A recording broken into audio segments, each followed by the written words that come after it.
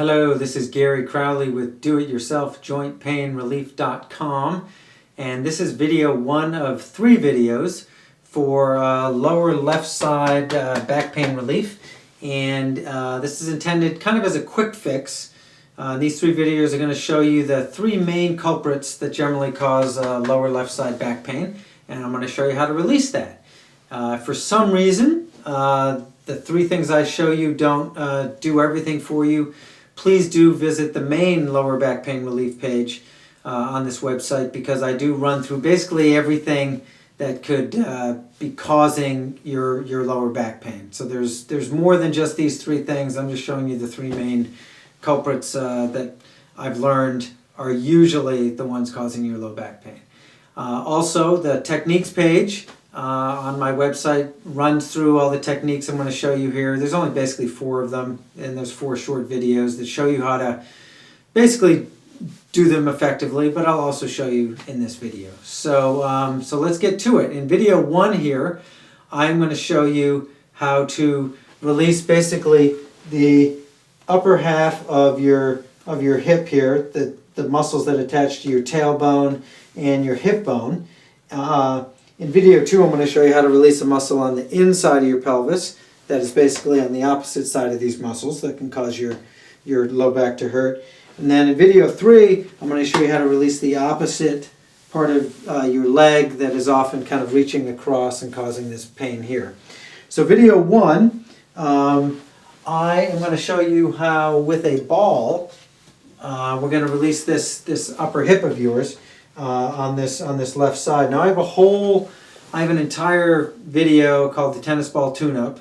If you go to my sitemap under lower back and hip sections, I show you this tennis ball tune-up, where basically I show you how to sit on a ball, find a nice tender spot, put your body weight on there, and move your leg so that it makes the tissue that you're pressing on move and thereby release it.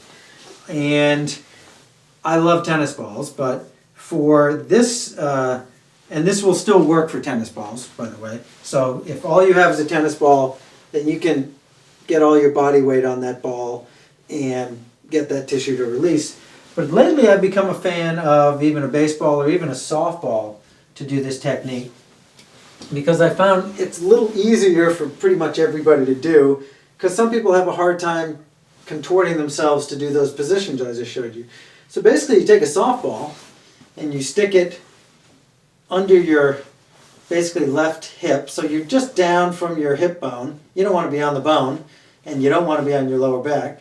You want to be in that tissue that you'd consider probably your butt, and then you want to move your leg in a way that makes that tissue move. And you can get a little more weight on there if you want. You can lift this leg and get more weight on there.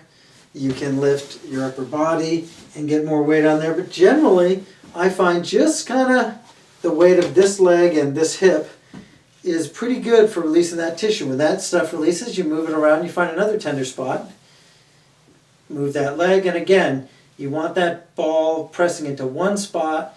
You want to move your leg to make that tissue kind of move under that ball, and when it releases, you move it to another spot. You might have to angle a little bit, turn on your side a little bit. All good. See, that's actually a good little spot for me, so I'm going to sit here for one, see if we can get it to release. Yeah, there it goes.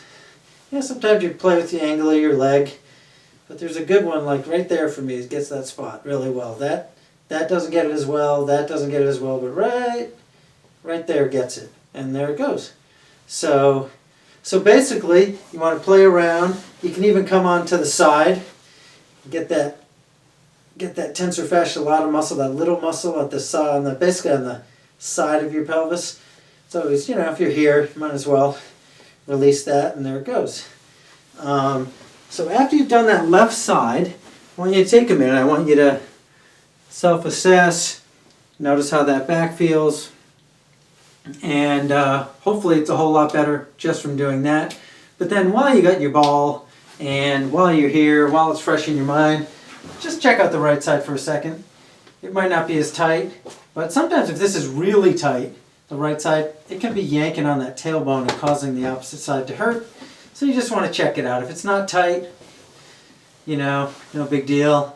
But then do that a little bit and then pop up. Again, you always want to self-assess, because basically you just want to be brutally honest with yourself about what works and what doesn't. And a lot of people will run through all this stuff and they won't self-assess, and then they don't really know which techniques really did the trick for them. And what you want, for most people, if you sit at a desk too much or drive too much or whatever, there'll be one or two things that if you did once in a while, you could just never have back pain. So you want to keep in mind what really works and what doesn't. So that is video 1 of 3 for this lower left side of back pain relief. And I thank you for your time, and I look forward to seeing you at video 2. Thanks.